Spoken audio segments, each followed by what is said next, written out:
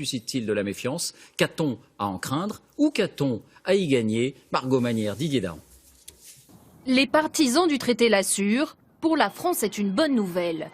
Cet accord transatlantique nous permettrait d'abord de conquérir des marchés publics américains. Aujourd'hui aux États-Unis, la loi donne la priorité aux entreprises locales. Avec le traité ce ne serait plus le cas, les Français pourraient donc décrocher de beaux contrats. Ensuite, le traité doit créer des normes communes entre les deux continents. Aujourd'hui, par exemple, pour les pare-chocs des voitures, les réglementations sont différentes.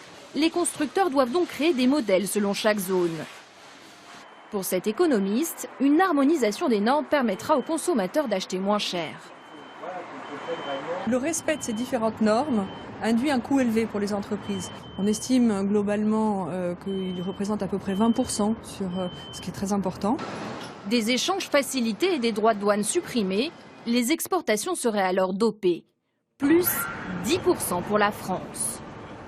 Mais ce traité de libre-échange compte aussi de nombreux opposants. Pour eux, il représente une menace dans nos assiettes. Car les exploitations géantes américaines et leurs règles pourraient s'imposer. Résultat du bœuf aux hormones dans nos supermarchés français. Les labels seraient également en danger comme les indications géographiques protégées, les IGP. Les Américains les jugent trop protectionnistes.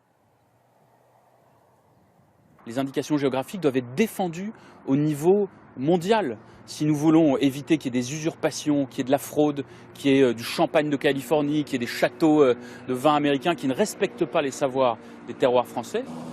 Enfin, les Américains pourront-ils forer du gaz de schiste en France? C'est l'une des menaces brandies par les opposants au traité. Aujourd'hui, l'exploitation du gaz de schiste est interdite dans l'Hexagone.